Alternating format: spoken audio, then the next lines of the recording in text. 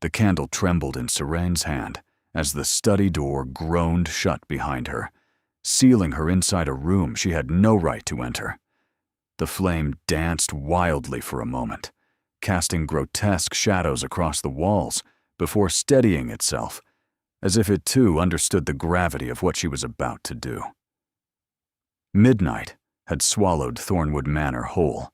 The servants slept in the east wing, the Dowager Duchess in her chambers 2 floors above, and the Duke himself was supposed to be in London until morning.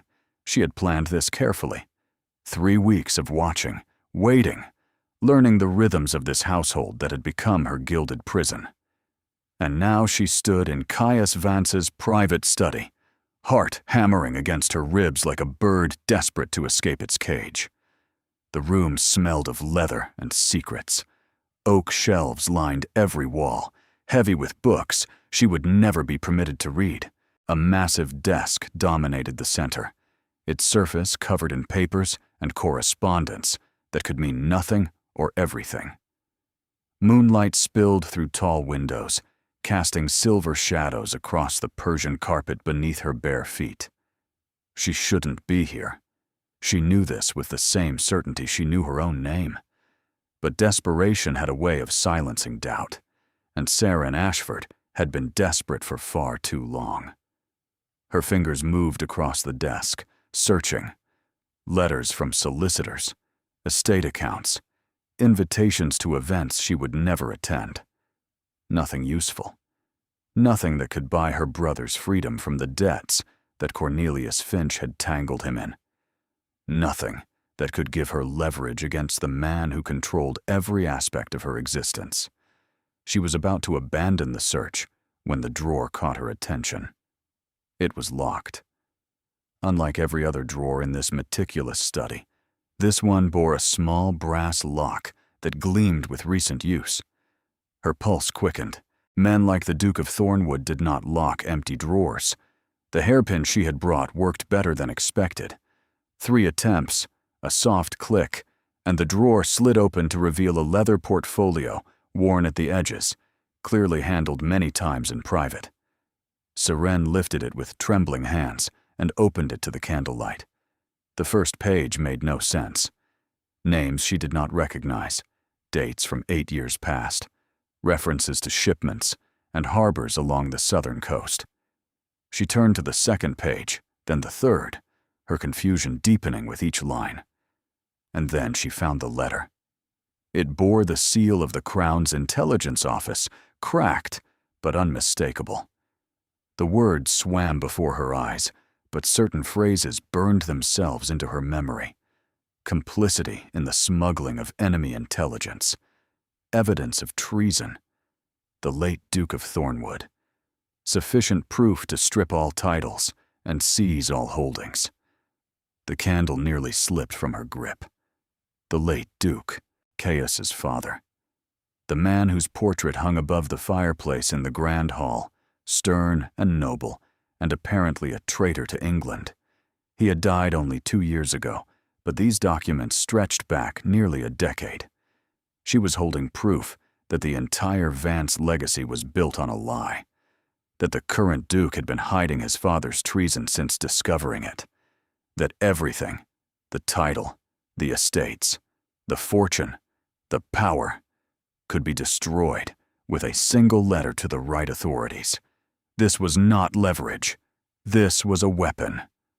The study door exploded inward. Seren spun. The portfolio clutched to her chest and found herself staring into the face of the man she feared most in the world. Caius Vance filled the doorway like a storm given human form. He was still dressed for travel, his dark coat spattered with rain, his black hair disheveled from the wind. But it was his eyes that stopped her breath, pale gray, cold as winter steel, and fixed on her with an intensity that made her knees threaten to buckle. He was supposed to be in London. He was supposed to be gone. Miss Ashford. His voice was quiet. That was worse than shouting. The Duke of Thornwood never raised his voice when he was truly furious. He simply grew colder, quieter, more terrifyingly controlled. Would you care to explain why you are in my study at midnight, holding documents from my private desk?" She could not speak.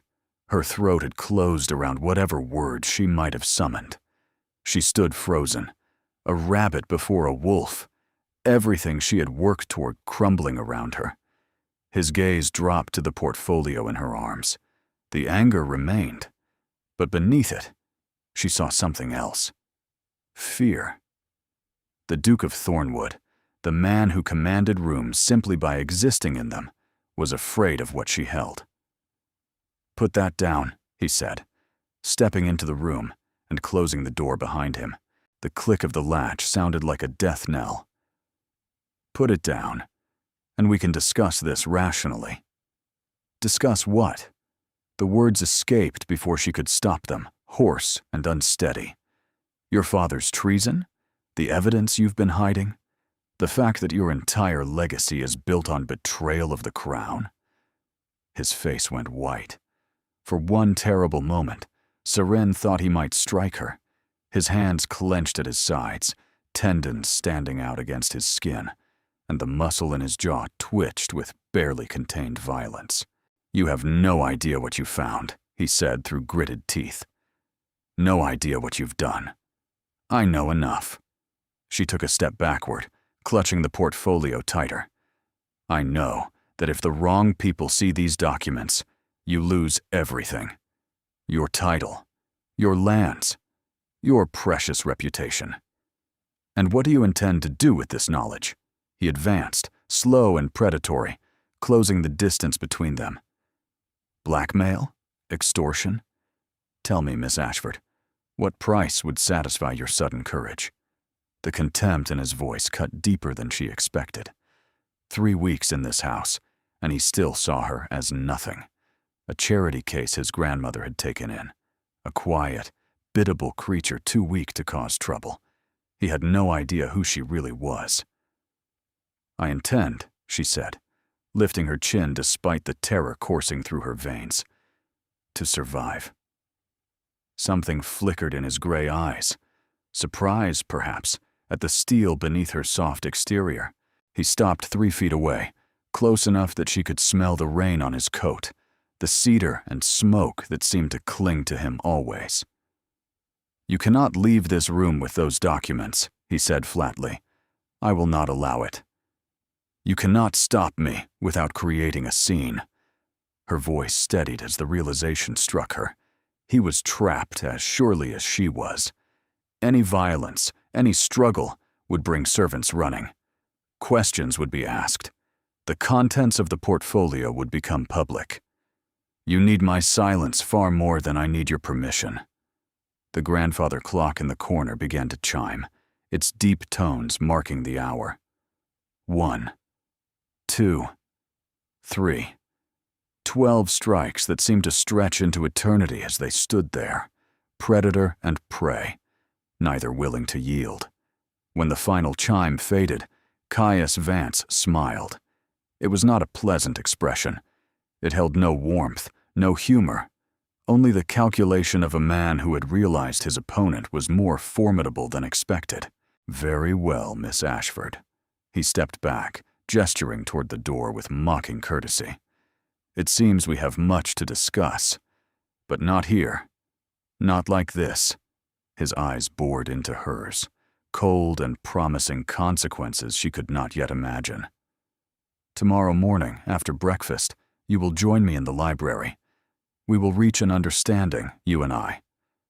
And if I refuse, you will not refuse." His smile sharpened. "Because despite your newfound bravery, you are still trapped in my house, dependent on my grandmother's charity, with a brother drowning in debts he cannot pay.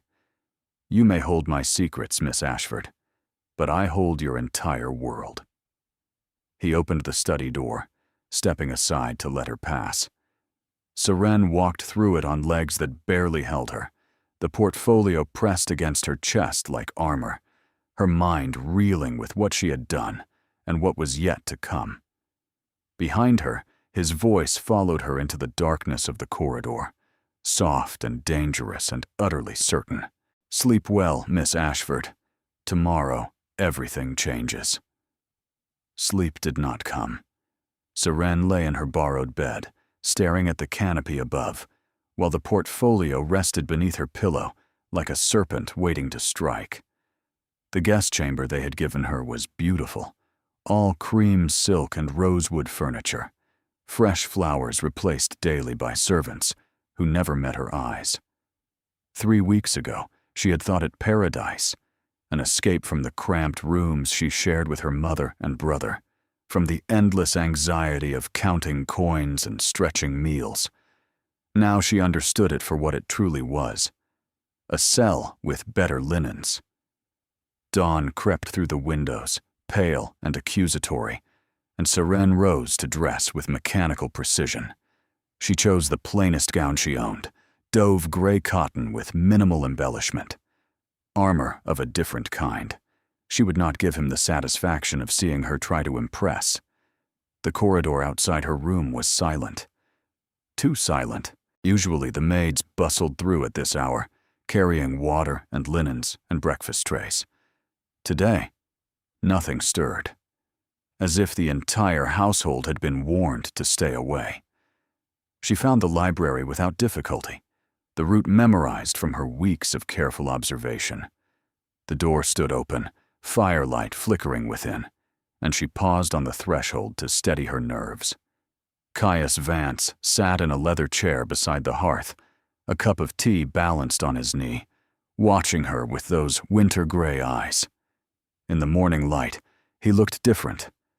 The rain-soaked fury of last night had been replaced by immaculate composure. His dark hair was swept back from a face that would have been handsome if not for the cruel set of his mouth, the aristocratic coldness that seemed bred into his very bones. He was 32 years old. She had learned this from the servants' gossip. 32, unmarried, the sole heir to a dukedom that apparently rested on a foundation of treason and lies. "Close the door," he said without preamble, "and sit." She obeyed because she had no choice. The chair opposite his was positioned carefully, close enough for conversation, far enough that he could not reach her quickly. He had planned this arrangement, every detail calculated. "Where are the documents?" he asked. "Safe." "That is not an answer." "It is the only answer you will receive." She folded her hands in her lap to hide their trembling. "Not until we reach your understanding." His jaw tightened almost imperceptibly. "You are either very brave or very foolish, Miss Ashford. I have not yet determined which. Perhaps both." The ghost of something, not quite amusement, crossed his features before vanishing. He set down his tea with deliberate care, leaning forward in his chair. "Then let me be direct. What you found last night is not what you think. My father was not a traitor. He was a man trapped by circumstances beyond his control, manipulated by people who have since been dealt with. The documents you hold are the remnants of a nightmare that began 8 years ago and ended only with his death. Yet you kept them, locked away, handled often." She met his gaze without flinching. "If they are harmless, why hide them? Because the truth does not matter to society." His voice hardened. "What matters is perception. Scandal. The whisper of treason would destroy my family regardless of the facts. My grandmother would be cast out of every home that once welcomed her. My sister's prospects would evaporate overnight. Everything my father built, everything I have fought to protect, would crumble because of documents that tell only half a story. Your sister." Seren had not considered her. Lady Ottilie Vance, 19 years old, bright and lovely, with her whole future ahead of her. She knows nothing of this. No one knows. No one except you now. He rose abruptly, moving to the window, his back to her. The morning light carved his profile in sharp relief. "And I must decide what to do about that." A chill ran down her spine. "If you're considering violence, Your Grace, I should warn you that I've left instructions with someone outside this house. Should anything happen to me, I am not going to hurt you." He turned, and something in his expression made her pause. Exhaustion, perhaps. The weight of secrets carried too long. "Despite what you think of me, Miss Ashford, I am not a monster." "Then what are you?" The question hung between them, unexpected and raw. For a moment his mask slipped, and she saw the man beneath the Duke. Someone younger than his years, worn thin by responsibility and grief, fighting a battle no one knew existed. Then the mask returned, smooth and impenetrable. "I am the man who will make you an offer," he said coolly.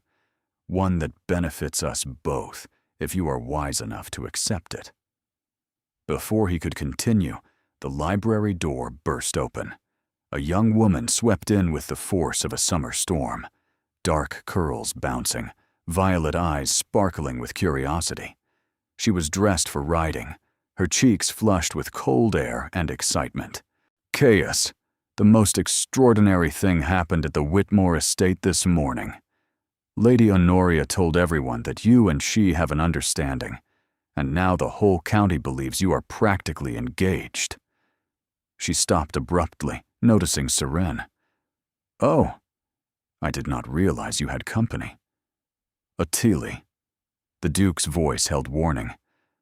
"We will discuss this later." "But it is all over the neighborhood. Mrs. Pemberton asked me directly if I would be gaining a sister soon." Lady Ottilie turned to Seren with open curiosity. "You must be Miss Ashford. Grandmother mentioned you at dinner. A friend of the family fallen on difficult times," she said. "How terribly romantic." "Ottilie," the Duke repeated, sharper now. I am going. She rolled her eyes with sisterly irreverence. "But Caius, you must address the Honoria situation. She is telling everyone you danced with her 3 times at the Harrington ball. 3 times. You know what that implies." She swept out as dramatically as she had entered, leaving silence in her wake. Seren watched the door close, her mind racing. Lady Honoria.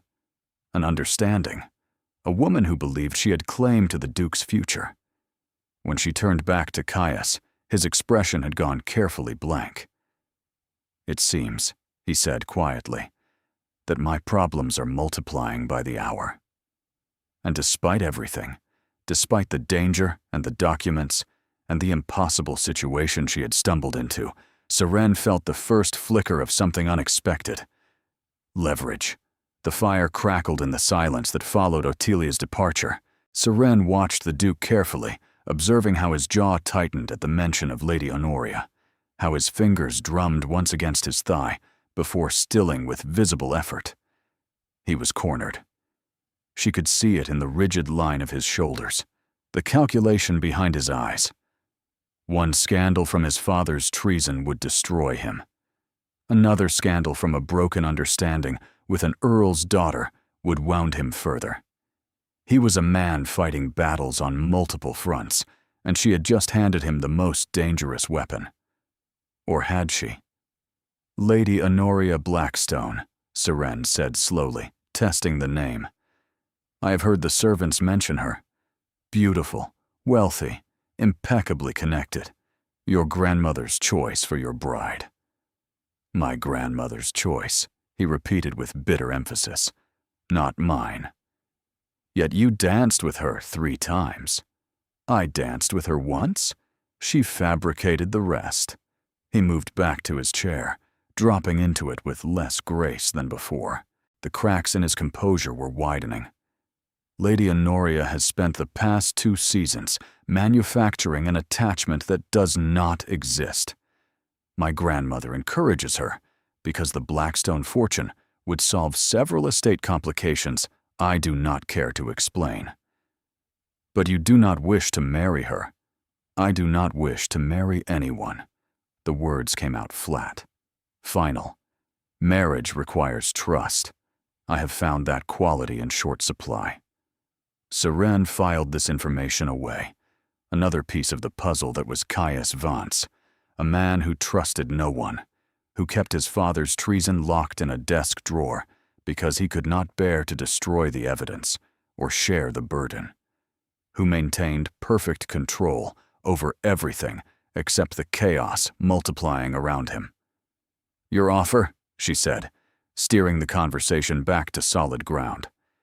"You mentioned it before your sister arrived." He studied her for a long moment, reassessing. She could almost see the calculations shifting behind his eyes. "You need security," he said finally. "Money for your brother's debts. A future that doesn't depend on charity. I am prepared to provide all of this, generously, in exchange for your silence and the return of those documents. And then I disappear. Return to my former life, conveniently erased from your household. That was my original intention, yes." He leaned forward, elbows on his knees, hands clasped. "But my sister's announcement has complicated matters. If you leave now, directly after Lady Honoria's claims, questions will be asked, assumptions made. The timing would suggest I discarded you for a better prospect. Would that not support your grandmother's goals? It would make me appear callous and inconstant, hardly qualities that recommend a man for marriage." His lip curled with distaste. Lady Honoria would be insufferable, believing she had won, and my grandmother would redouble her efforts to see the match concluded. Seren began to understand where this was leading. The shape of his offer was becoming clear, and it was far more complicated than simple payment for silence. "You want me to stay," she said. "I want you to play a role." He rose again, restless energy driving him to pace before the fire. "A temporary arrangement.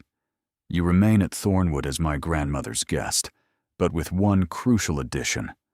A subtle suggestion that my interests lie elsewhere, that I am perhaps considering a different sort of match.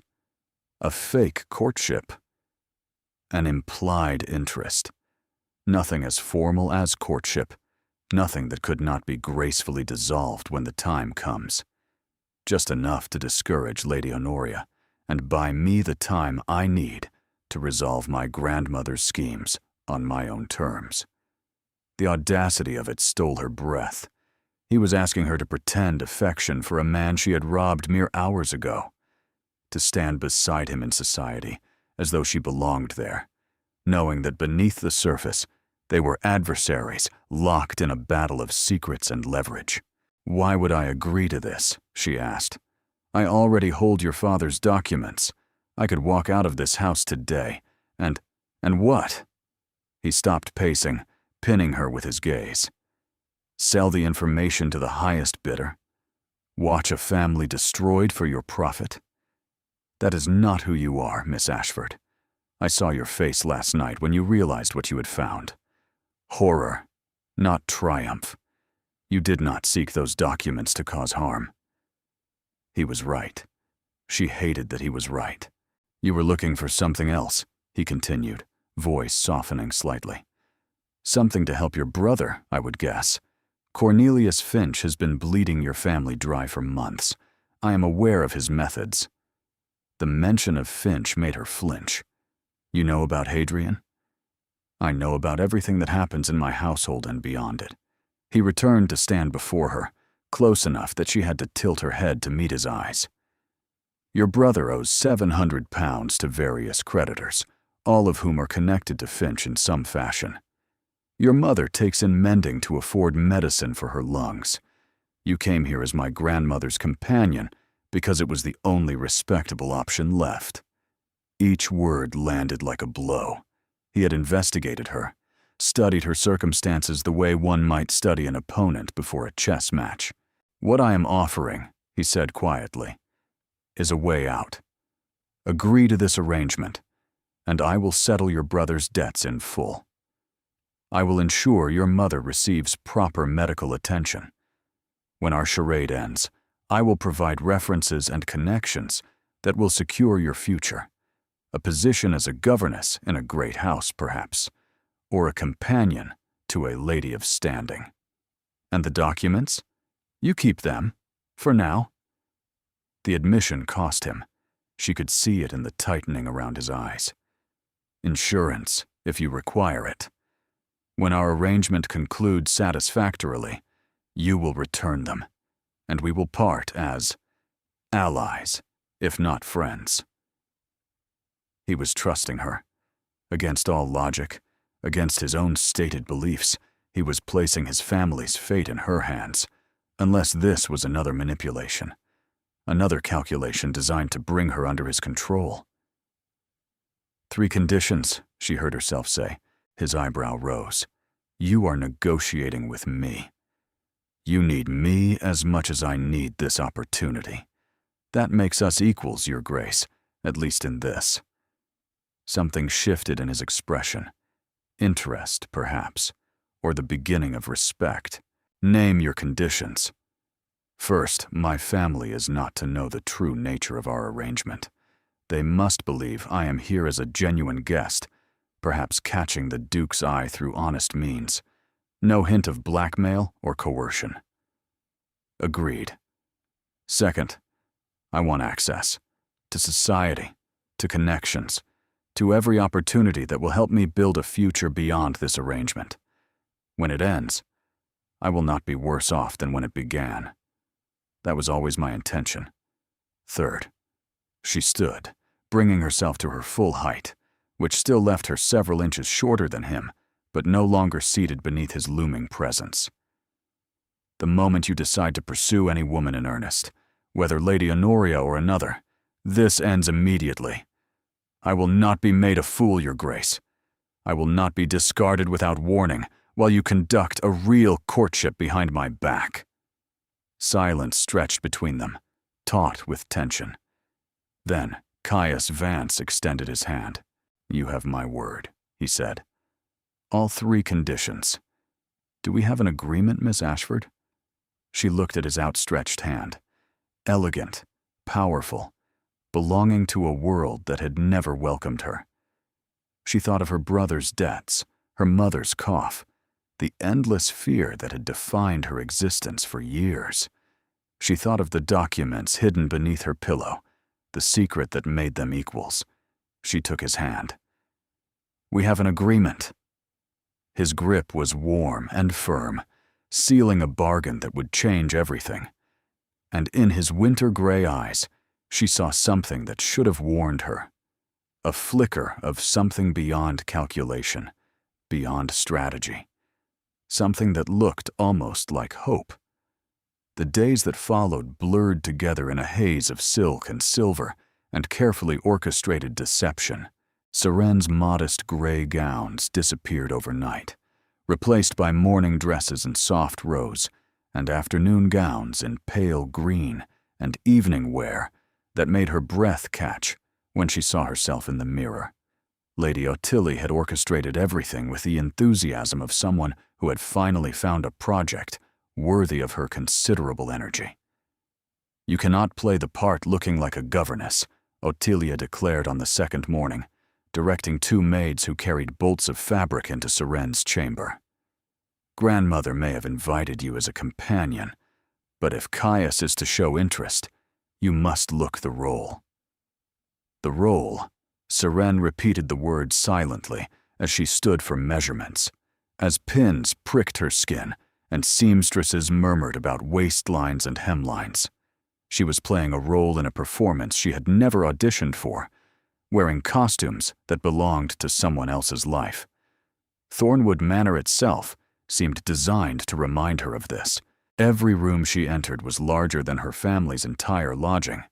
The breakfast room alone could have housed a dozen families, its windows overlooking gardens that stretched toward a lake she had only glimpsed from her window. Servants moved through the corridors like ghosts, anticipating needs before she knew she had them. On her 3rd morning, she found fresh flowers in her chamber, a different arrangement from the day before. Lilies this time, white and fragrant, placed in a crystal vase that probably cost more than her father had earned in a year before his death. From the conservatory, miss, her assigned maid explained, a young woman named Mercy, who seemed determined to live up to her name. Her Grace orders them changed daily. She says flowers bring life to empty rooms. Empty rooms. Seren supposed that was what she was filling. A gap in the household. A role that needed an actress. A presence that served a purpose beyond her own existence. She took her meals with the family now. Another change Ottilie had insisted upon. The Dowager Duchess presided over the table with silver-haired authority, asking pointed questions about Serene's education and accomplishments with an intensity that felt like examination. Caius appeared for dinner, but rarely breakfast, and when he did speak to her, it was with the careful politeness of strangers who happened to share a dining room. No one watching would suspect they had an arrangement. No one would guess that beneath her pillow, locked in a small chest she had purchased from a traveling merchant, lay documents that could destroy everything this family possessed.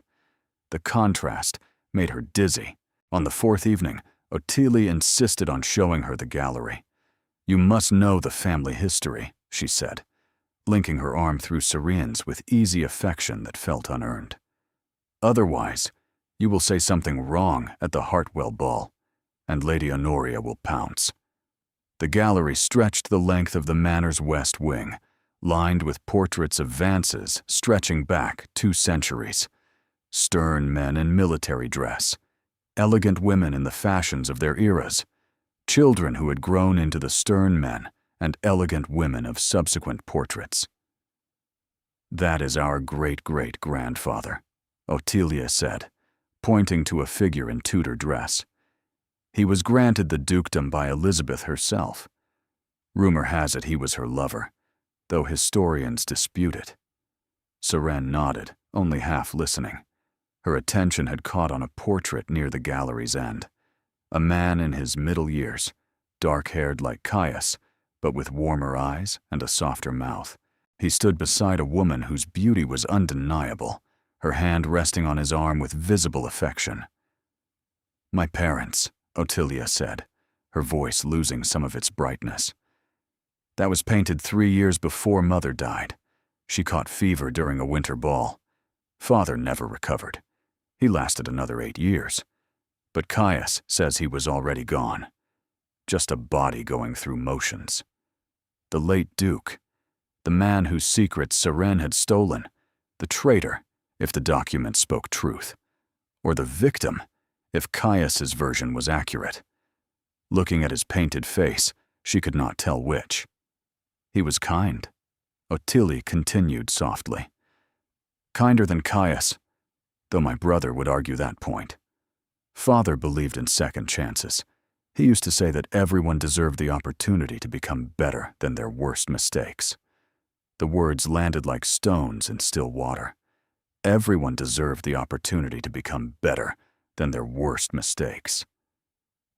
Had the late Duke believed that about himself? Had he spent his final years seeking redemption for whatever sins those documents recorded? "You look pale," Ottilie observed, squeezing her arm. "Have I upset you?" "No." Seren forced a smile. "I was simply thinking about mistakes and opportunities." Ottilie studied her for a moment, curiosity evident in her violet eyes.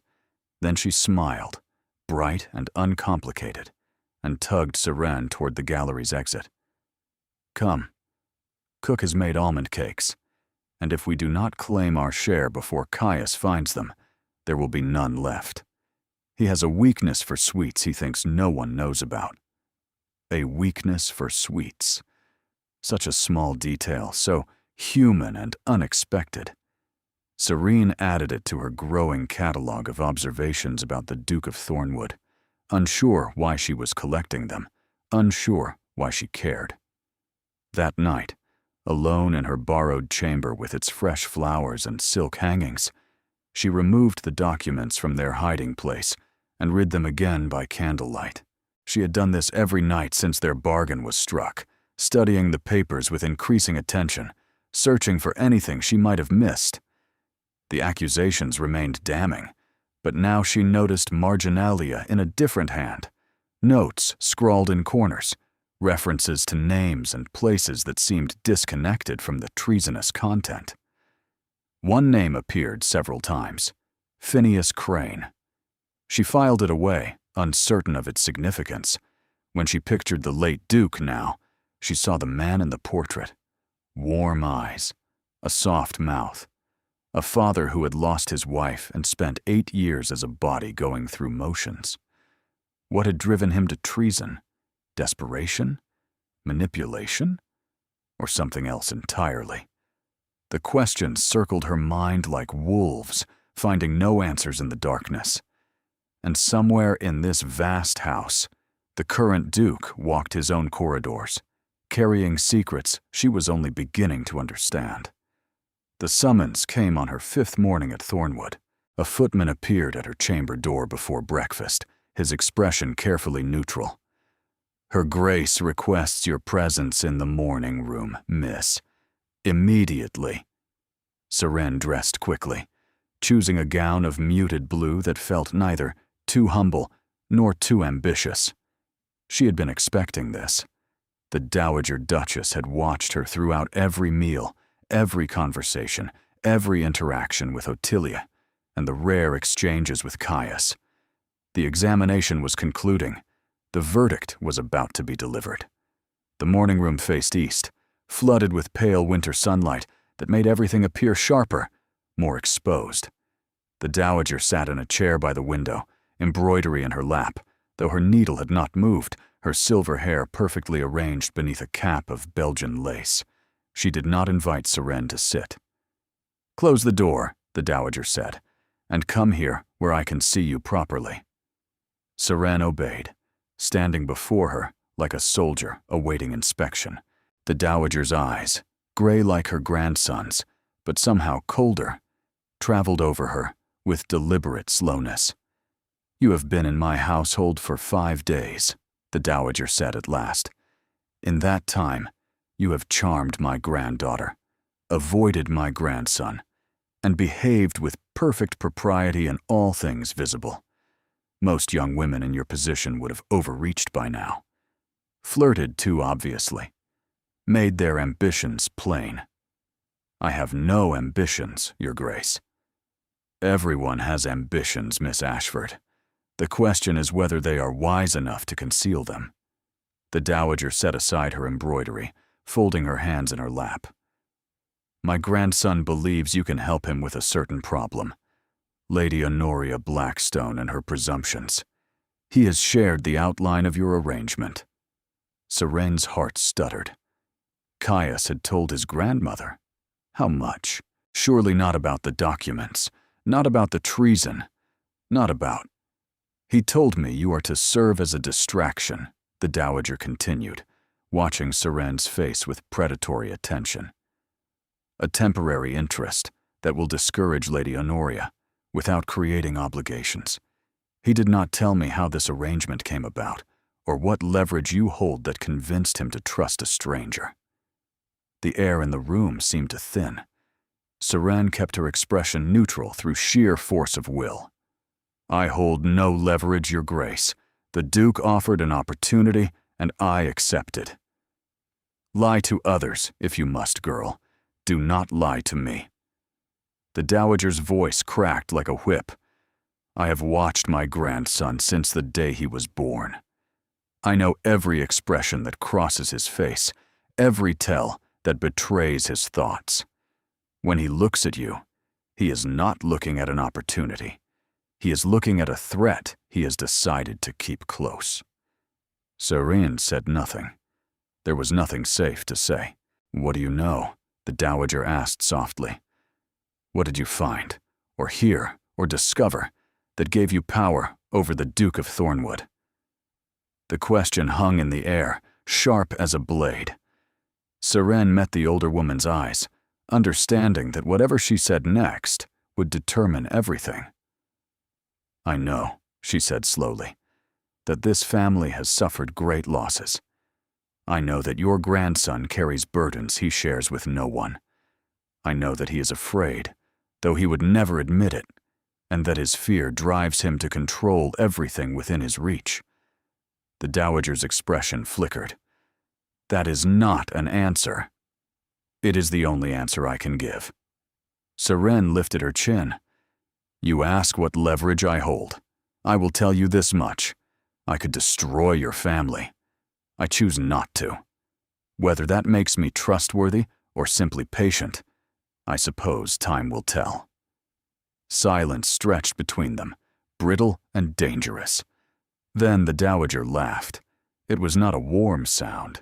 It held no affection, no amusement, only the sharp recognition of one strategist acknowledging another. You have spine, she said. I wondered. Ottilie claimed you did. But Ottilie sees the best in everyone, including people who deserve considerably less. She rose from her chair, moving to stand before Seren with the careful grace of someone whose joints protested movement. I am going to tell you something, Miss Ashford. A warning and a truth, both at once. Seren waited. My son was not a perfect man. The words came out measured, deliberate. He made mistakes that nearly destroyed this family. My grandson has spent the years since his death repairing that damage, carrying a weight that would have crushed lesser men. If you threaten what he has built, if you use whatever knowledge you possess to harm him or this family, I will end you. Not through scandal or social ruin, through means far more permanent. The threat was delivered with the same calm as a weather observation. Seren believed every word. However, the Dowager continued, I have watched you these 5 days. You are not cruel. You are not greedy. You are frightened and desperate, and doing what you must to survive. And those are qualities I understand better than you might imagine. She reached out, touching Seren's chin with one cold finger, tilting her face toward the light. My grandson needs someone who sees him clearly, not the title, not the fortune, not the power, the man beneath all of it, the one who eats almond cakes in secret and reads poetry when he thinks no one is watching. Seren's breath caught. Your Grace, do not make the mistake of loving him. The Dowager's voice hardened. This arrangement is temporary by design. He will marry someone suitable when the time comes. Someone with connections and fortune and the ability to advance this family's position. That person is not you, Miss Ashford. It will never be you. The words should not have hurt. This was exactly what Seren had told herself every night since their bargain was struck. She was temporary, a tool, a means to an end. Yet hearing it spoken aloud, with such casual certainty, felt like a blade sliding between her ribs. I understand, Your Grace. Do you? The Dowager studied her for a moment longer, then stepped back. We shall see. For now, you may continue your performance. Distract Lady Honoria. Give my grandson room to breathe. But remember what I have told you. Remember what you are, and what you can never be. She returned to her chair, picking up her embroidery, as though the conversation had never happened. You may go, Miss Ashford. Breakfast will be served shortly. Seren walked to the door on legs that trembled slightly. As she reached for the handle, the Dowager's voice followed her. One more thing. She turned. My son believed in second chances. The Dowager's needle moved through fabric, steady and precise. He was often disappointed, but occasionally, very occasionally, he was proven right. I find myself wondering which outcome you will provide. It was not forgiveness. It was not acceptance. But it was something. A crack in the fortress walls, a possibility where none had existed before. Seren slipped through the door and closed it behind her, her heart pounding with fear and something else. Something that felt terrifyingly like the first tremor before an earthquake. She found him in the library 3 nights later. Seren had not intended to seek him out. Sleep had abandoned her again, driven away by dreams of her mother's cough and her brother's debts and the Dowager's cold pronouncements. She had wandered the darkened corridors of Thornwood, learning the house by moonlight, until the glow beneath the library door drew her like a moth to flame. He sat in a leather chair before the dying fire, a book open in his lap, a glass of amber liquid in his hand. The careful composure he wore during daylight hours had slipped. His cravat was loosened, his dark hair disheveled, his expression distant and melancholy. She should have retreated, should have crept back to her chamber and pretended she had seen nothing. Instead, she stepped through the doorway. "You are awake," she said quietly. He did not startle. Perhaps he had heard her approach, or perhaps he was too tired to care about intrusions. "I am often awake at this hour." He gestured to a chair opposite his without looking at her. "If you cannot sleep either, you might as well sit. The fire is nearly dead, but the company is marginally better than an empty corridor." She sat, tucking her feet beneath her dressing gown, acutely aware that this was improper. Alone with him, in the dark, both of them in stages of undress. If anyone discovered them, her reputation would be ash. But no one would discover them. The servants slept. The dowager slept. Only ghosts walked these halls at such hours, and perhaps that was what they both were. Ghosts of the people they had been before this arrangement bound them together. "What are you reading?" she asked. He turned the book so she could see the cover. "Seneca, on the shortness of life. Cheerful. Appropriate." He took a sip of his drink. The philosopher argues that we waste most of our existence on meaningless pursuits, and only realize the value of time when we have none left. My father used to read this passage aloud when I complained about my studies. The mention of his father surprised her. He never spoke of the late Duke, not in her presence, not in any conversation she had overheard. The subject seemed forbidden, a wound too fresh to touch, despite 2 years of healing. "Ottilie showed me his portrait," Seren said carefully. "In the gallery." Caius's hand tightened on his glass. "Did she?" "She said he was kind, kinder than you." Ottilie was 10 when Mother died. She remembers Father through the lens of childhood. His voice was flat, but beneath it, she heard something raw. She doesn't remember the years after Mother's death, the darkness that consumed him, the choices he made when he thought no one was watching. Serene's breath caught. He was speaking of the treason. He must be. The choices recorded in those terrible documents, the ones she had stolen, the ones that hung between them like a blade. "People make choices when they are broken," she said slowly. "That does not make the choices right, but it makes them understandable." He looked at her then, truly looked, and she saw the exhaustion beneath his cold exterior, the grief he had carried since his father's death, the loneliness of a man who trusted no one because the one person he should have been able to trust had failed him utterly.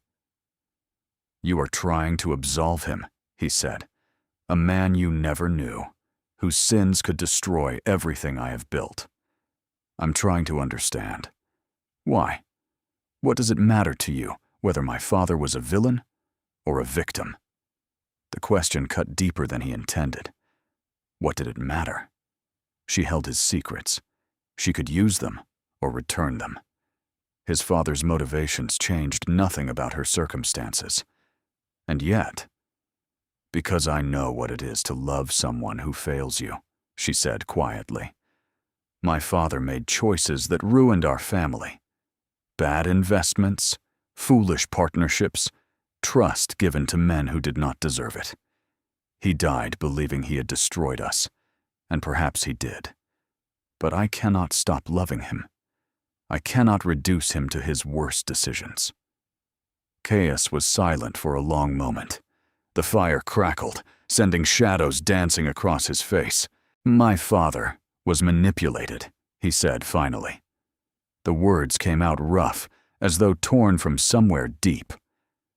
A man named Thornberry approached him after my mother's death, when the grief was still consuming him, offered friendship, understanding, an escape from the pain. By the time Father realized what he had become involved in, it was too late.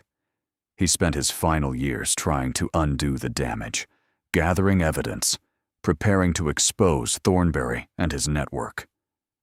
And then he died. And then he died.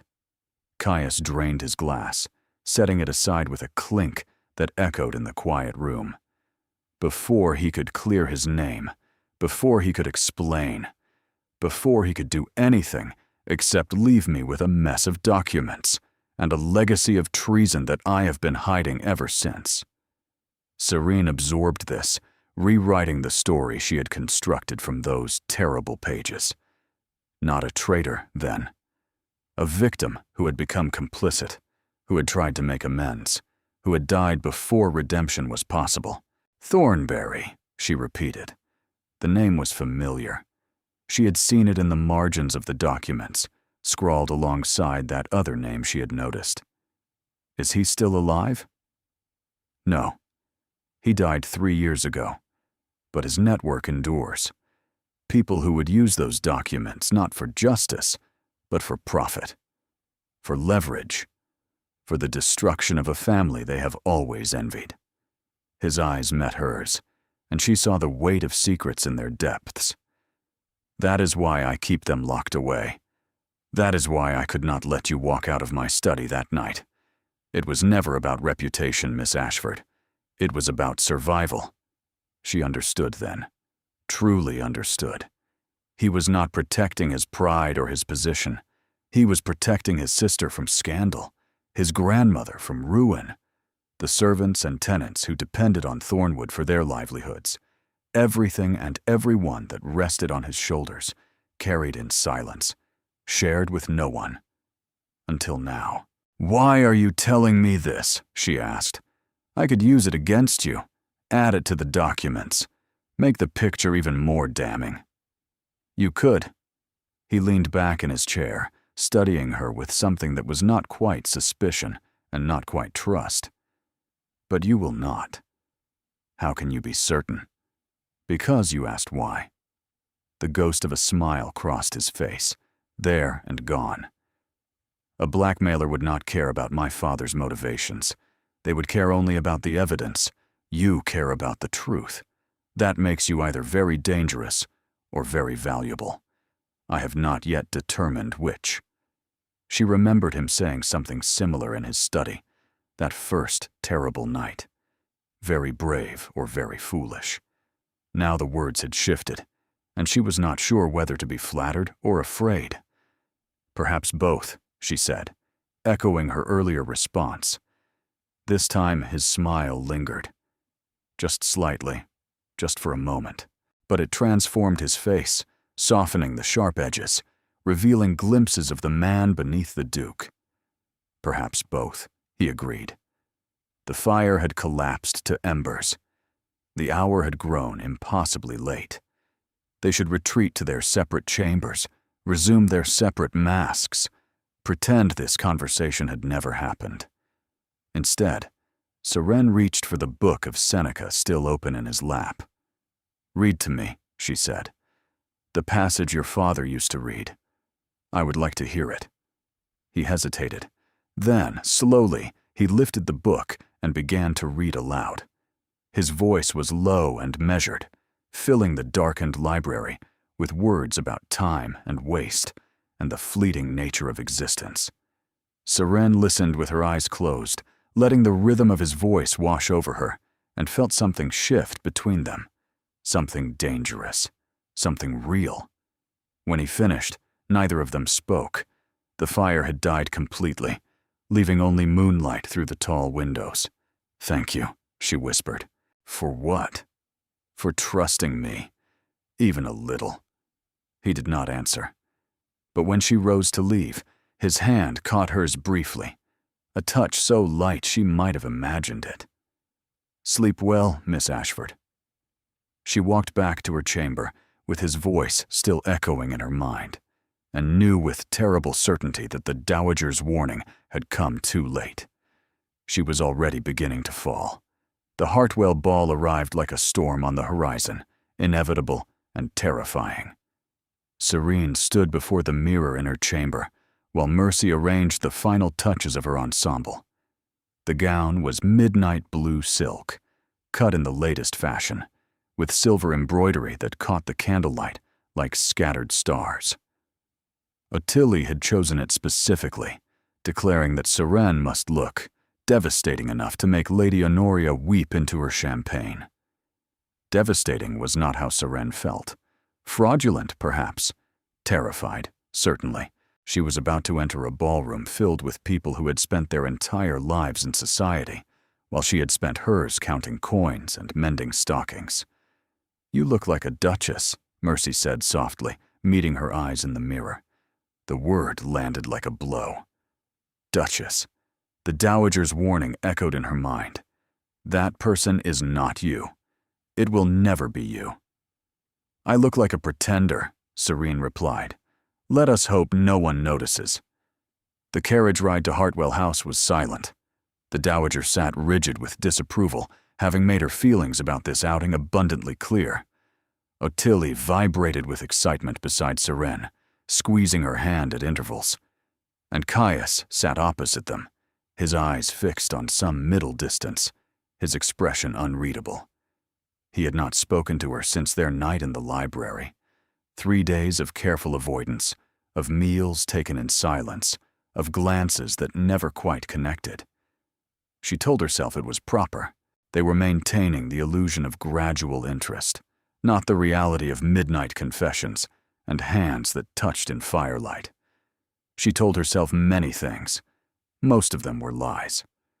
Hartwell House blazed with light, carriages queuing along the circular drive, footmen helping guests descend in a choreographed dance of social ritual. Serene's heart hammered as they joined the procession, as they climbed the marble steps, as they entered a ballroom so vast and glittering that she momentarily forgot how to breathe. "Steady," Caius murmured beside her, his hand finding the small of her back. The touch was proper, barely perceptible through her layers of silk and stays. Yet she felt it like a brand. "Remember, you belong here tonight." She did not. But she lifted her chin and smiled as though she did. The introductions blurred together. Lord and Lady Hartwell, gracious hosts with calculating eyes. The Countess of Ashbury, ancient and imperious, who examined Seren through a jeweled lorgnette. Sir Marcus Pemberton, who bowed too deeply and held her hand too long until Caius's subtle cough encouraged release. And then, inevitably, Lady Honoria Blackstone. She approached like a ship under full sail, golden ringlets bouncing, rose-pink gown rustling, a smile fixed upon her face that did not reach her pale blue eyes. 2 companions flanked her, lesser beauties who served primarily to highlight her own radiance. "Your Grace," Honoria said, curtsying to Caius with practiced elegance. "How wonderful to see you. I was afraid you might not attend, given your recent distractions." The word dripped with implication. Several nearby guests turned to watch, scenting drama. Lady Honoria. Caius's voice was perfectly neutral. "May I present Miss Seren Ashford, a guest of my grandmother's household." Honoria's gaze swept over Seren with the assessment of a merchant examining inferior goods. "Ashford. I don't believe I know the family." "We are from the north," Seren replied evenly. "Quite modest circumstances, I'm afraid. Nothing that would have brought us to your attention." How refreshingly honest. Honoria's smile sharpened. "Most young ladies in your position would invent connections, manufacture credentials, pretend to be something they are not." The implication was clear. Seren felt heat rise in her cheeks, but she kept her voice steady. "I have found that pretense requires considerable energy, Lady Honoria. I prefer to spend mine on more worthwhile pursuits."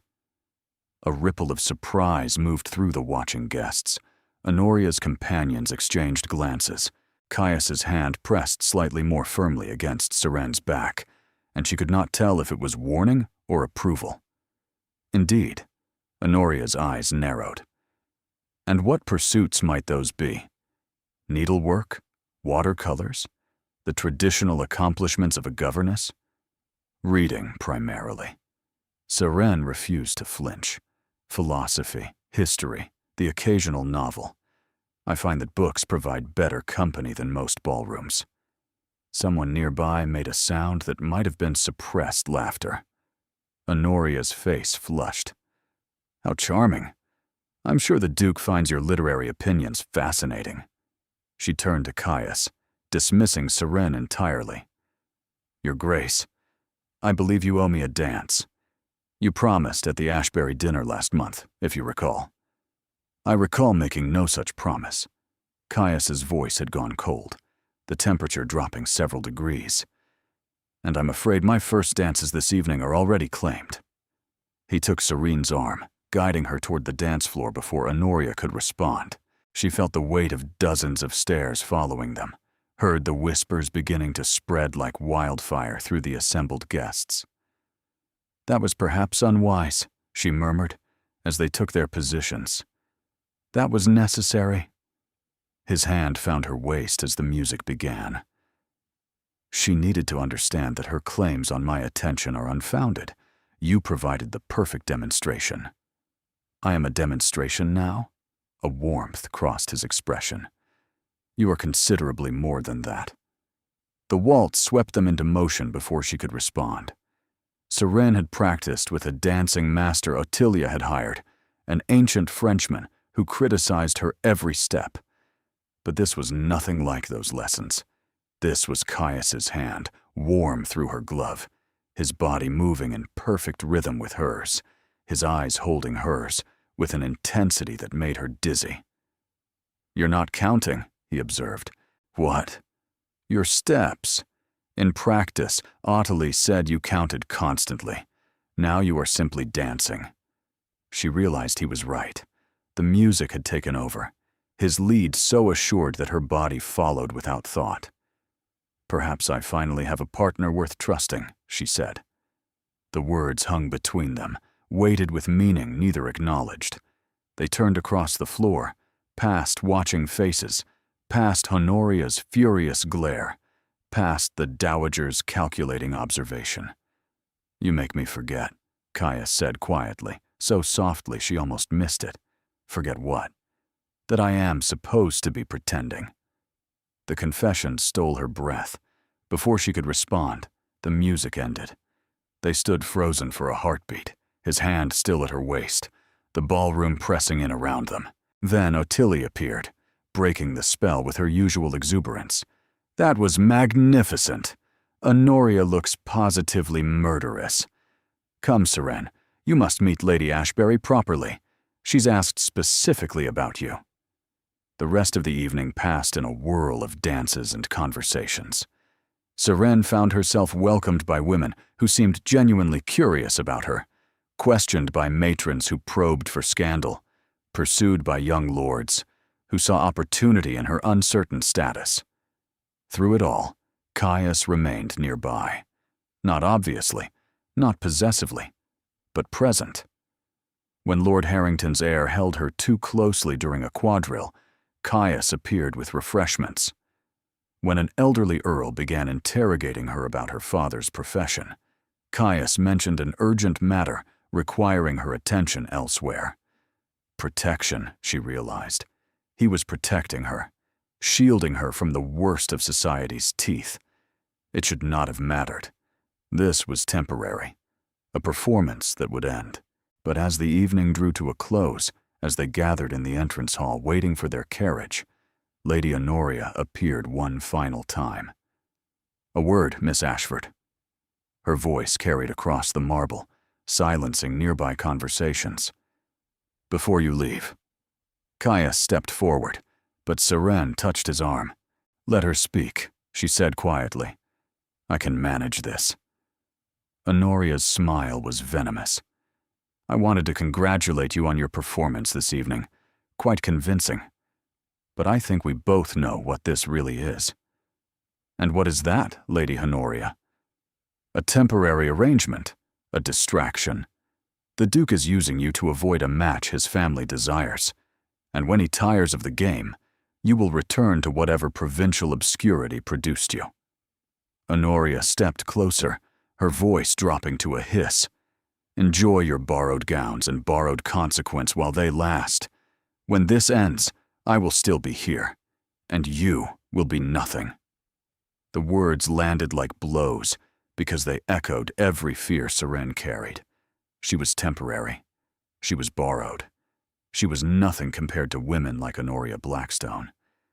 But she had survived worse than cruel words. She had survived poverty and loss and desperation. She had walked into a duke's study and stolen his greatest secret. She would survive this too. Perhaps you are right, Seren said, loud enough for the watching guests to hear. Perhaps this ends, and I return to nothing. But at least I will know that whatever time I had was genuine. Can you say the same about whatever match you eventually secure?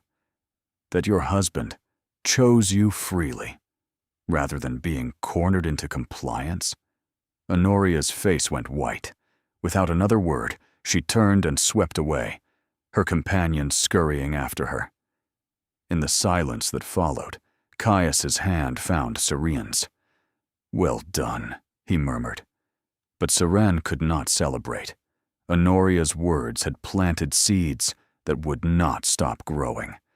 When this ends, you will be nothing. The carriage ride home was quiet, but Caius's hand did not release hers until they reached Thornwood's doors. And that night, alone in her chamber, Seren wept for the first time since arriving. Not because Honoria had hurt her, because Honoria had told her the truth. 3 days after the Hartwell ball, Seren found herself alone with Caius in the conservatory. She had not intended to be alone with him. The conservatory was supposed to be empty at this hour, a retreat where she could sit among the orchids and pretend her heart was not in constant turmoil. Instead, she had walked through the glass doors to find him standing by the fountain, his jacket removed, his sleeves rolled to his elbows, looking more human than she had ever seen him. Miss Ashford. He did not seem surprised. I wondered when you would find this place. I was looking for solitude. As was I. He gestured to a stone bench near the fountain. It seems we are destined to seek the same hiding places. She should leave. Every rational thought screamed that she should retreat, maintain distance, and protect herself from the inevitable heartbreak approaching. Instead, she sat on the bench, and he sat beside her, close enough that their shoulders nearly touched. The conservatory was warm and humid, filled with the scent of growing things. Moonlight filtered through the glass ceiling, casting everything in silver and shadow. You have been avoiding me, she said. Yes. Why? He was silent for a long moment. When he spoke, his voice was rough, because when I am near you, I forget the rules I have built my entire life around. I forget that this is temporary. I forget that you hold my family's destruction in your hands. I forget everything except the way you looked at me in the library that night, as though I were someone worth knowing. Her breath caught. Caius, do not. His hand found hers in the darkness, gripping with sudden intensity. Do not tell me to be sensible. I have been sensible my entire life. Sensible when my mother died. Sensible when my father's secrets fell into my lap. Sensible when I sacrificed every personal desire for duty and family and the endless weight of this title. He turned to face her, and in the moonlight, his eyes were silver. I am tired of being sensible. This cannot end well. The words came out barely above a whisper. Your grandmother told me. Lady Honoria reminded me. Everyone knows that I do not belong in your world. My world is a prison of expectations and obligations. You are the first person who has ever seen the man inside it. Because you showed me, in the library, when you told me about your father, you chose to trust me. Yes. His free hand rose to her face, tracing her cheekbone with heartbreaking gentleness. And I am choosing now. Not the Duke of Thornwood, not the keeper of secrets and manager of scandals. Just Caius. Choosing you. You cannot choose me. Tears burned in her eyes. I have nothing to offer. No fortune, no connections, no. You have yourself. His thumb brushed away the tear that escaped. That is enough. That is everything. When he kissed her, it was nothing like the chaste exchanges she had witnessed between courting couples in ballrooms and gardens. It was desperate and tender, tasting of longing and fear, as though he were trying to memorize her before she could disappear. His lips moved against hers, with a hunger that spoke of years of loneliness, of walls built so high that even he had forgotten what lay behind them. She kissed him back with equal desperation, her fingers tangled in his hair, pulling him closer, abandoning every pretense of propriety.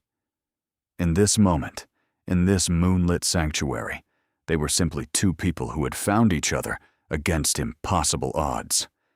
When they finally parted, breathless and trembling, his forehead rested against hers. "Tell me this is real," he whispered. "Tell me I am not imagining that you feel what I feel. It is real." The admission tore from her like a confession. "God help me, it is real. I love you, Caius. I have been trying not to. I have been reminding myself every day that this ends, that I cannot have you, that wanting you will only destroy me. But I love you anyway." His arms tightened around her. "Then let it destroy us both. At least we will burn together." They stayed in the conservatory until the moon had traveled across the sky, talking in hushed voices, stealing kisses, building a fragile fortress of hope that neither truly believed could survive.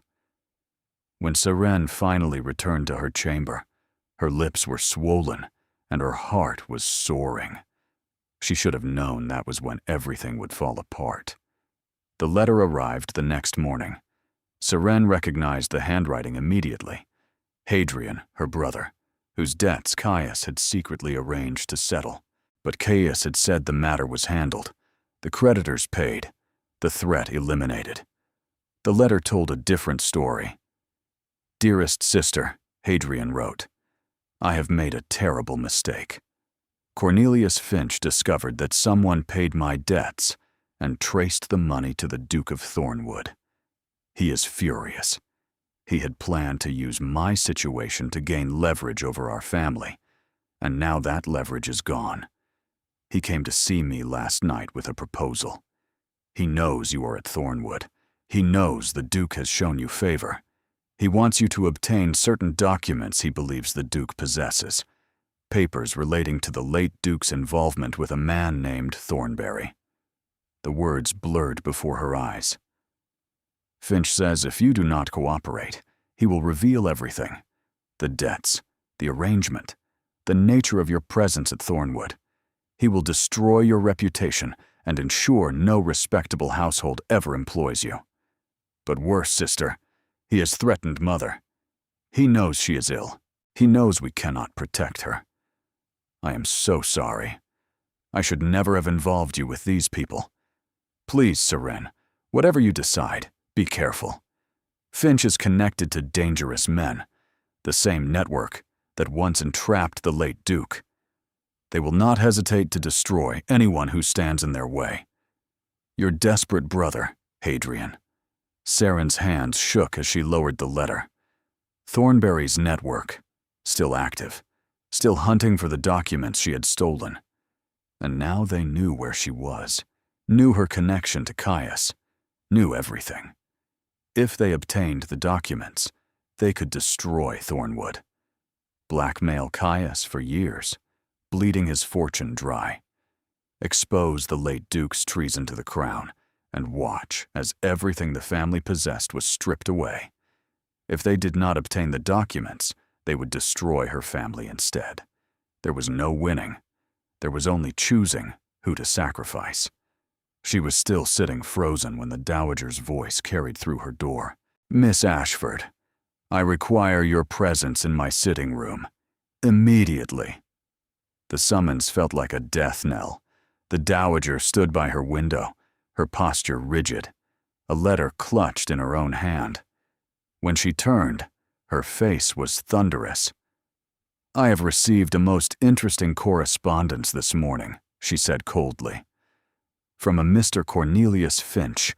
He claims you are in possession of documents stolen from my grandson's study. Documents that could destroy this family entirely." Serene's blood turned to ice. "He is demanding £10,000 for his silence." The Dowager's voice shook with controlled fury. "He suggests that if we don't comply, he will ensure the documents reach the appropriate authorities. The Crown's investigators, to be precise." "Your Grace, I can explain." "Can you?" The Dowager crossed the room, stopping inches from Serene's face. "Can you explain why you concealed evidence of treason? Why you allowed my grandson to trust you while holding a knife to his throat? Why you wormed your way into our household, into our affections, all while planning God knows what?" "I was not planning anything. I found the documents by accident. Caius knows. My grandson is blinded by whatever feelings he imagines he has for you." The Dowager's voice cut like glass. "I warned him. I told him you would bring destruction. But he was too foolish, too lonely, and too desperate for connection to listen." Each word struck like a physical blow. Serene felt tears streaming down her face, but could not wipe them away. "I love him," she whispered. "I would never—" "Love," the Dowager laughed bitterly. "Love is meaningless without power, Miss Ashford. And you have none. You are a penniless nobody who stumbled into secrets far beyond your ability to manage. Now your brother's creditor is demanding ransom, and my family is caught in the crossfire of your incompetence." The door opened behind them. Caius entered, his face pale, his eyes moving between his grandmother and Serene. "What is happening?" "Your little arrangement has come due." The Dowager thrust the letter toward him. "Read it. See what your trust has purchased." Serene watched as Caius read the letter, watched his expression shift from confusion to understanding, to something that looked devastatingly like betrayal. "You knew about Finch," he said quietly. "You knew he was connected to Thornberry's network. I did not. I swear to you, I only learned this morning. And yet you kept the documents. All this time, knowing what they could do, knowing the danger they posed. You kept them as leverage, as insurance. You said yourself I could keep them until— I said that when I believed we were building something genuine." His voice cracked. "Before I told you everything, before I trusted you with the truth about my father." The silence that followed was devastating.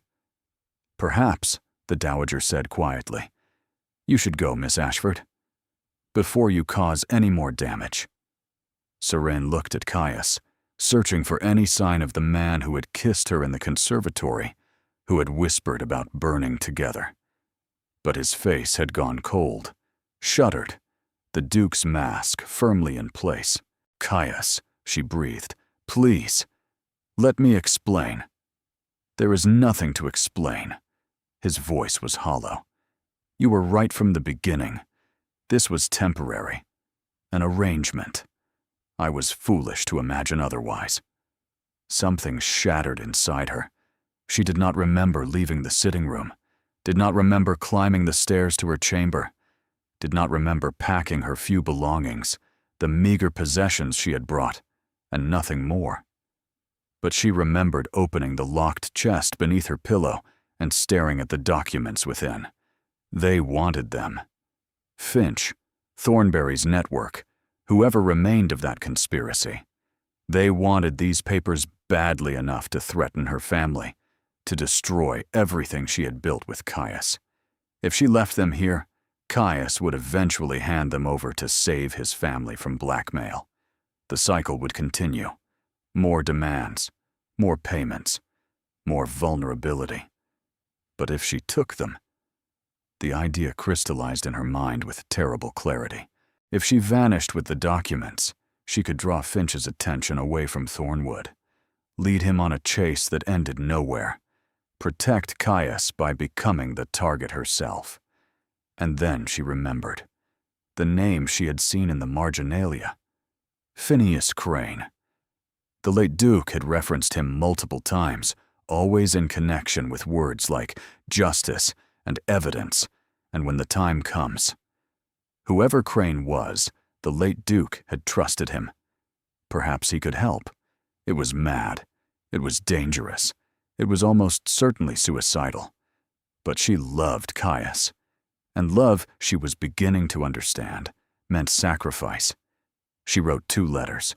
One to Ottilie, apologizing for her abrupt departure, thanking her for the only friendship Seren had ever known. One to Caius, containing 3 words that she hoped he would eventually understand. I am protecting you. Then Seren Ashford gathered the documents that could destroy a dukedom, slipped out of Thornwood Manor in the darkness before dawn, and vanished. Caius discovered her absence at breakfast. The letter was on his study desk, placed where he would find it first thing.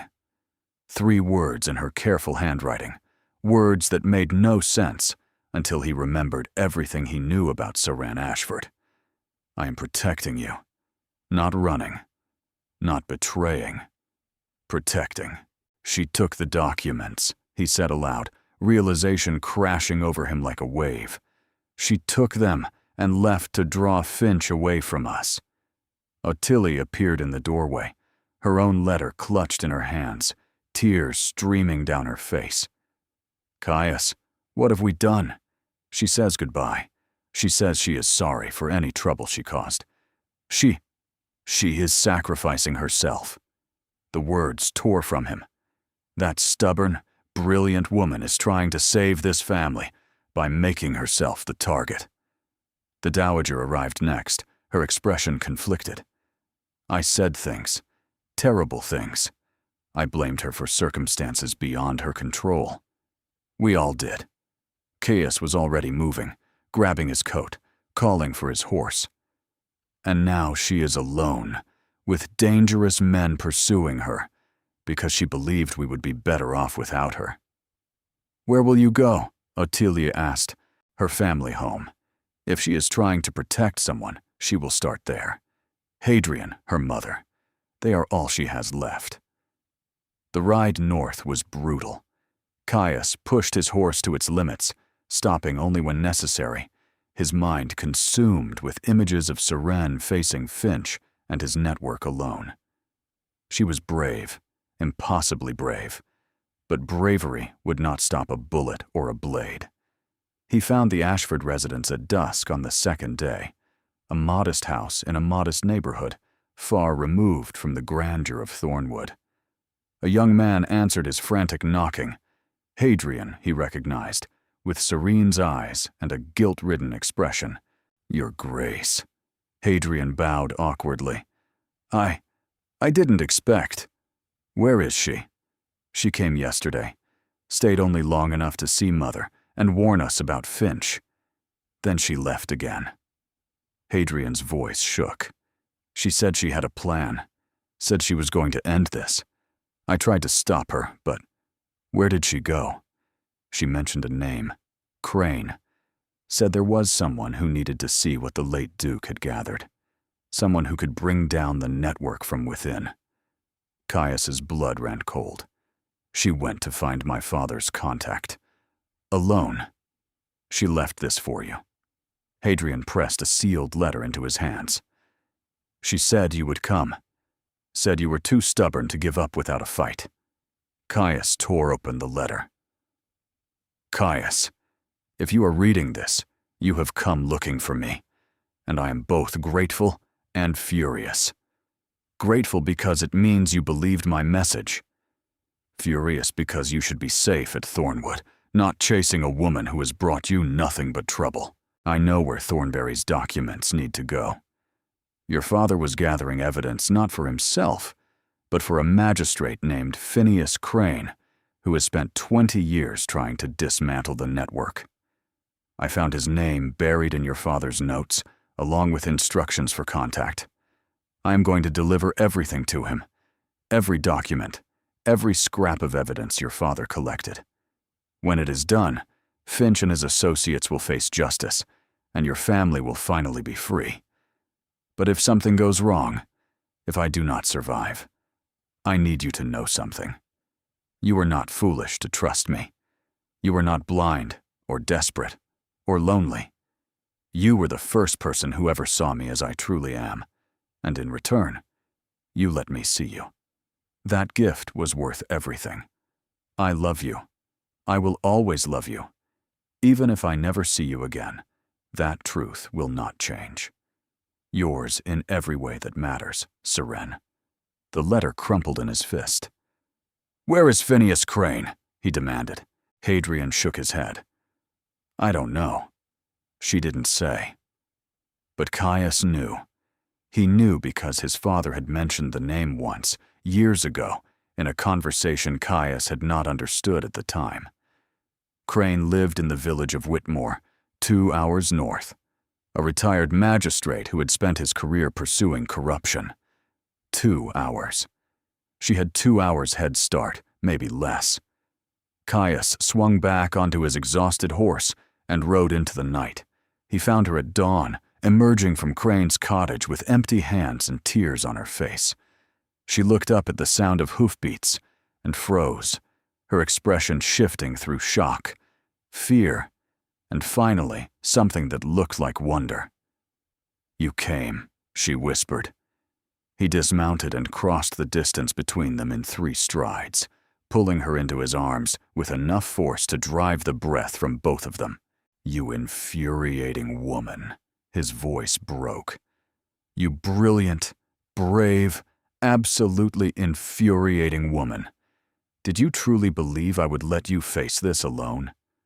I thought you hated me. The words came out muffled against his chest.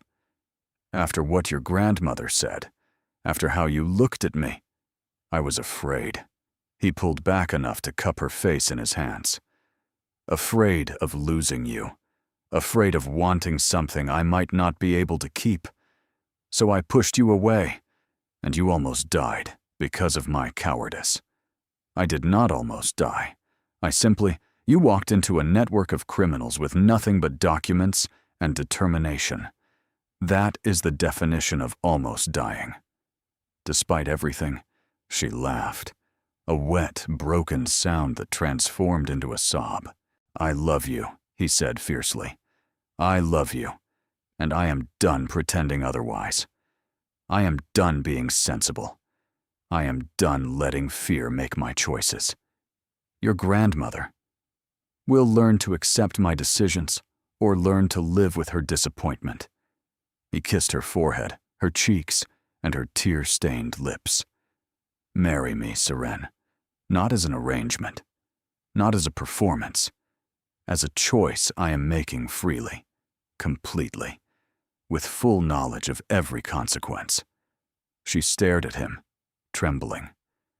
You are asking a penniless nobody to become a duchess. I'm asking the woman I love to become my wife. His eyes held hers, soft with hope. Please, say yes. She kissed him instead, and he took that as answer enough. They returned to Thornwood together. The household staff gathered at the windows as they approached, whispers spreading like wildfire. The Duke had left in a fury 2 days ago, and now he returned with the woman who had vanished, both of them disheveled and exhausted, and clearly something more than employer and guest. The Dowager met them in the entrance hall. Her face was pale, her posture rigid, and her eyes moving between Caius and Seren with an expression that might have been fury or might have been fear. Ottilie stood behind her, practically vibrating with anxious energy. "You found her," the Dowager said flatly. "I found her." Caius kept Seren's hand firmly in his. "After she single-handedly delivered my father's evidence to Magistrate Crane, ensuring that Thornberry's network will finally face justice." The Dowager's expression flickered. "Crane? The man your father trusted?" "The same. Seren tracked him down using notes father left in the documents. Notes that none of us thought to look for, because we were too busy protecting secrets instead of using them." Silence fell over the entrance hall. Servants pretended not to listen while clearly listening to every word. "Miss Ashford." The Dowager's voice was controlled, carefully neutral. "You destroyed evidence that could have protected this family for decades." "I delivered evidence that was destroying this family." Seren stepped forward, releasing Caius's hand. "Your son spent his final years gathering proof against the men who had manipulated him. He wanted justice, Your Grace, not protection. And he wanted his children to be free of the burden he was forced to carry. You presume to know what my son wanted. I presume nothing. I read his words, his notes, his letters to a magistrate he trusted with everything." Seren's voice strengthened. The late Duke was not a traitor. He was a victim who became a weapon against his own captors. And now, because of what he gathered, because of what I delivered, the men who destroyed him will finally answer for their crimes. The Dowager stared at her for a long moment. "You risked your life," she said finally. "You faced dangerous men alone. You could have been killed." "Yes." "Why?" Seren glanced at Caius, then back at his grandmother. "Because I love your grandson. Because this family showed me kindness when I had nothing. Because I could not stand by and watch the people I care about be bled dry by extortion and fear." She lifted her chin. "I am not suitable, Your Grace. I have no fortune, no title, no connections. But I would die for your family. I nearly did. And I don't know how to prove my worth more clearly than that." The silence stretched, taut with tension. Then the Dowager did something extraordinary. She crossed the entrance hall and took Seren's hands in her own. "My son believed in second chances," she said quietly. "I doubted his wisdom. I thought it made him weak, susceptible to manipulation." Her grip tightened. "I was wrong. It made him capable of recognizing worth where others saw none. Your Grace, you are not what I would have chosen for my grandson." The Dowager's voice cracked slightly. "But choice, I am learning, is not always mine to make. Caius has chosen you, and you have proven yourself willing to sacrifice everything for this family." She released Seren's hands and stepped back. "I will not stand in your way. More than that, I will support this match publicly.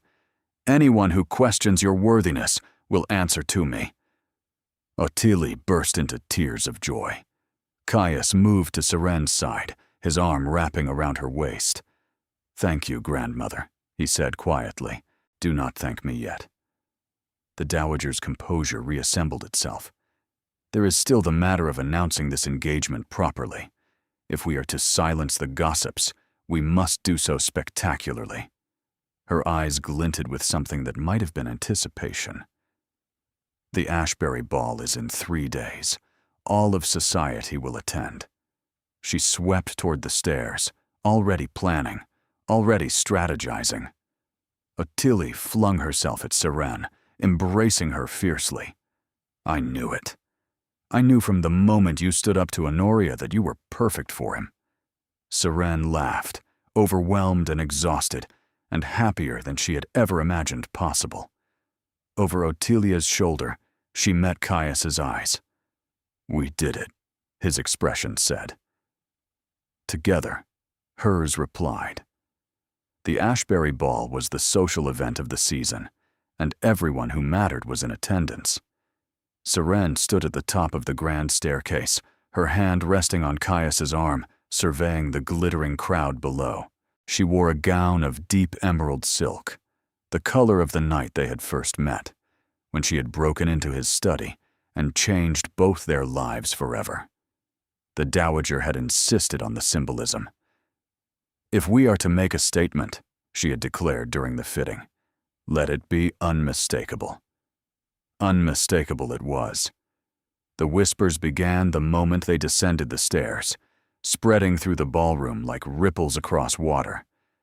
The Duke of Thornwood and his unlikely companion returned from whatever scandal had briefly separated them, appearing more united than ever. Lady Honoria Blackstone watched from across the room, her face a mask of barely concealed fury.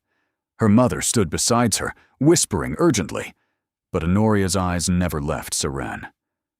"Ready?" Caius murmured. "No."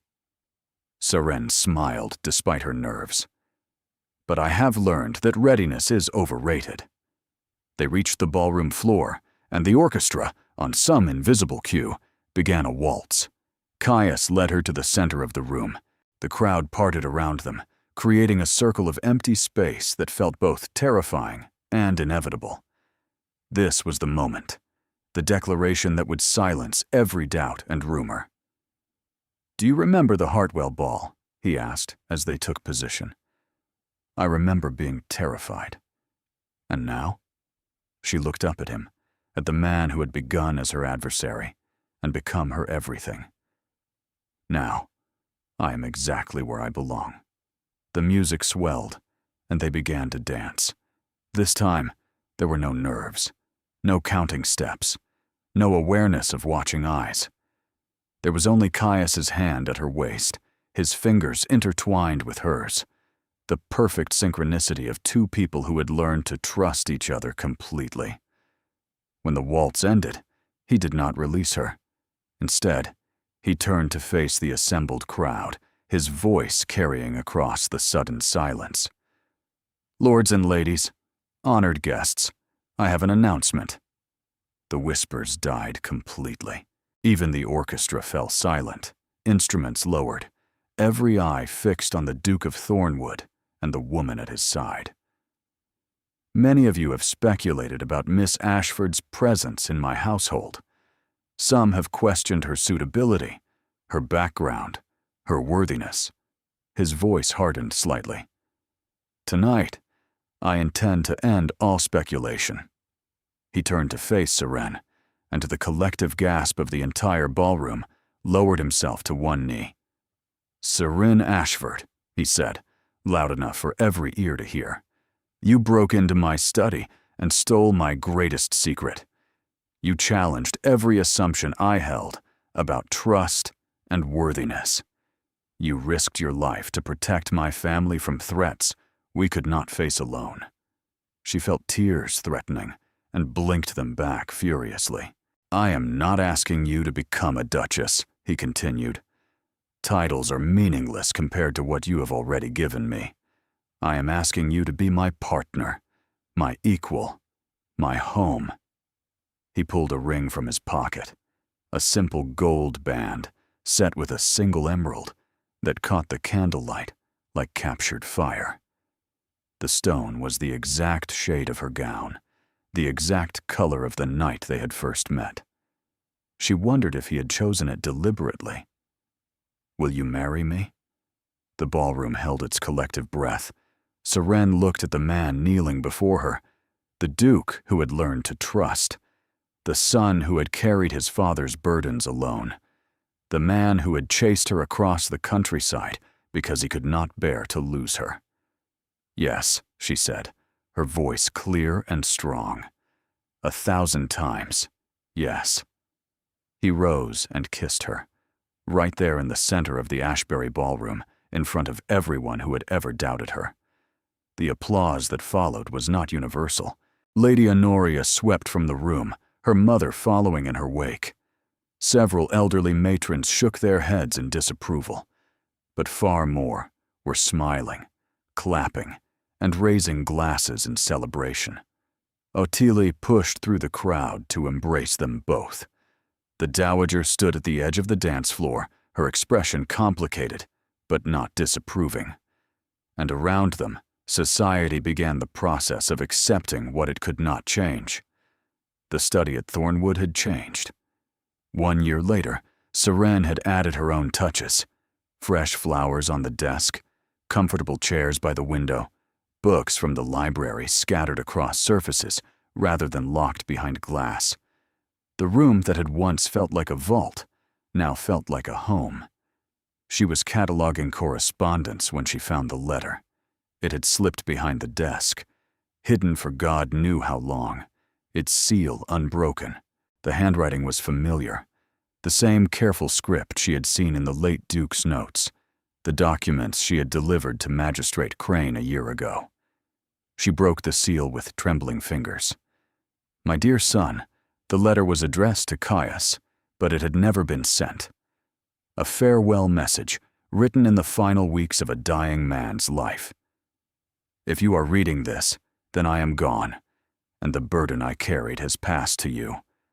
I am sorry for that. I am sorry for so many things. But I want you to know that I do not regret trying to make amends. The evidence I gathered will find its way to Crane eventually. The network will fall, and you will be free of the chains I accidentally forged. More than that, I want you to know that love is not a weakness. Your mother taught me that, and I spent years after her death forgetting it. Do not make my mistake. Do not close yourself off from connection because you fear loss. Loss comes regardless. The only choice we have is whether we face it alone or with someone beside us. Find someone who sees you, not the title. Someone who challenges you and supports you in equal measure. Someone who makes you brave enough to choose happiness over duty. Be well, my son. Be happy. That is all I ever wanted for you. Your loving father Seren was still crying when Caius found her. He read the letter in silence, his expression shifting through grief and wonder, and finally something that looked like peace. He knew, Caius said quietly. Somehow, he knew what I would need to hear. He knew you. Seren wrapped her arms around him. He knew his son would need permission to choose joy. They stood together in the study where everything had begun, holding the last words of a man who had wanted nothing but happiness for his children. Outside the window, spring was arriving at Thornwood. The gardens bloomed with new life, the lake sparkled in the afternoon sun, and somewhere in the house, Ottilie was practicing piano while the dowager pretended not to listen. A family, imperfect and complicated, and utterly, beautifully real. I love you, Caius said, pressing a kiss to her hair. His voice was rough with emotion. I know. Seren smiled against his chest. You proposed in front of 400 people. It would be difficult to forget. He laughed, the sound still new enough to surprise her, still precious enough to treasure always.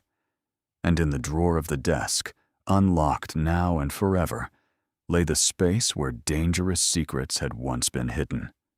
Empty. Clean. Ready for whatever bright future they chose to build. Together.